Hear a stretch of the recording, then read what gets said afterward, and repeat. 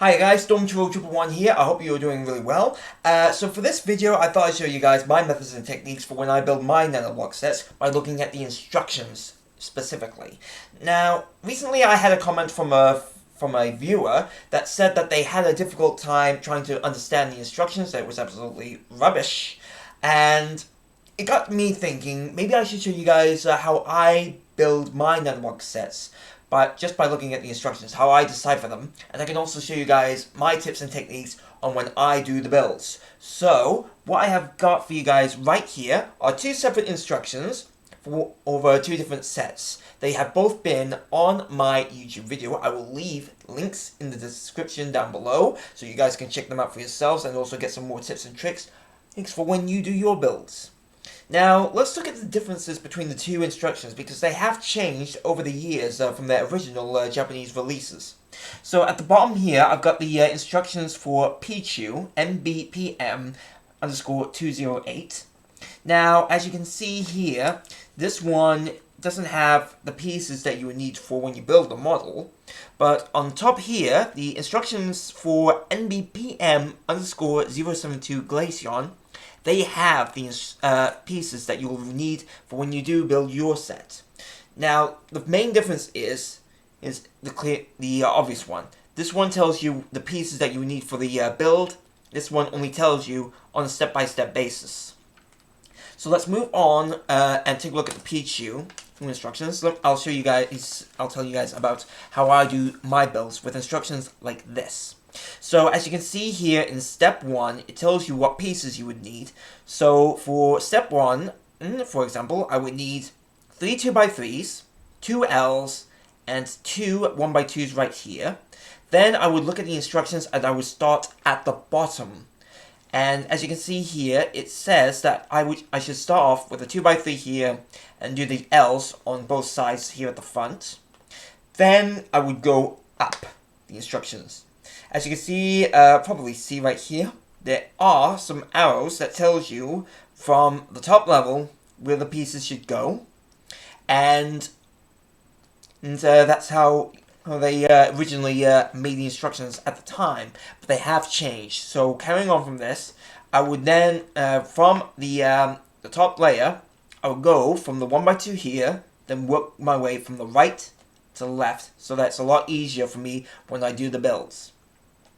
Now, the Glacier instructions, they do not tell you which pieces you need. They only tell you what the first step is supposed to look like.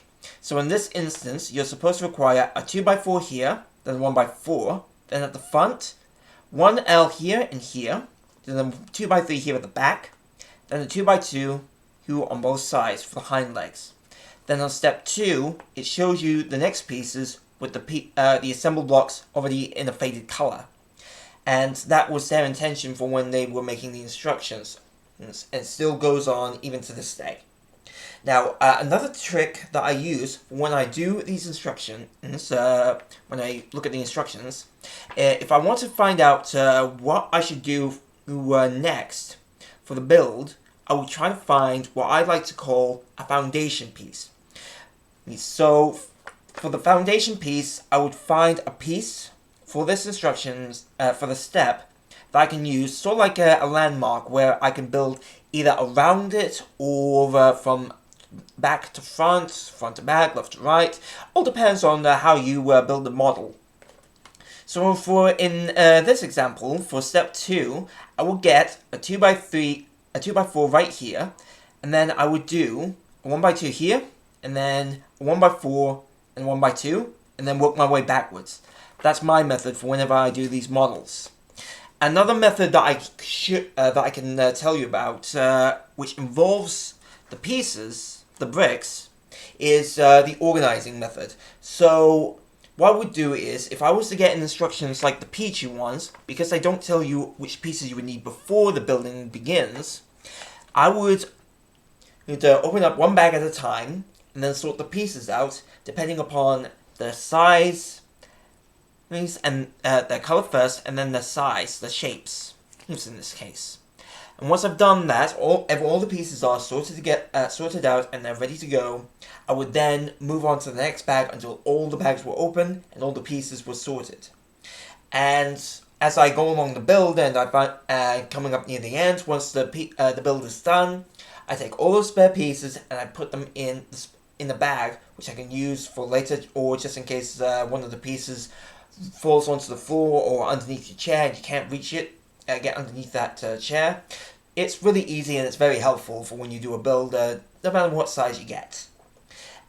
For something like the Glacier Instructions, what I would do is the same method as usual, but once all the pieces were sorted from that bag, I would then count which the piece that I would need. I would count all the pieces that I would need, and then put all the spares from that group into the spare bits bag. It's easier, it's helpful, and you don't have to worry about miscounting. But a good tip that I've learned from another video, or from a good piece of advice, is if you're going to sort out the pieces, make sure you have some kind of a sorting tray, a cheap sorting tray of some sort. You could go for an ice cube tray or something like a £2 cheap sorting tray from your favorite hobby store or something, and you can use those for when you sort out your pieces. It will be easy. It will be a lot more simpler for you, and you do not have to worry about all the pieces getting loose or anything like that. Anyway, guys, I hope you found this video very helpful. If you have, please do leave a like and a comment. If you have any more questions, I'll try to answer them to the best of my abilities.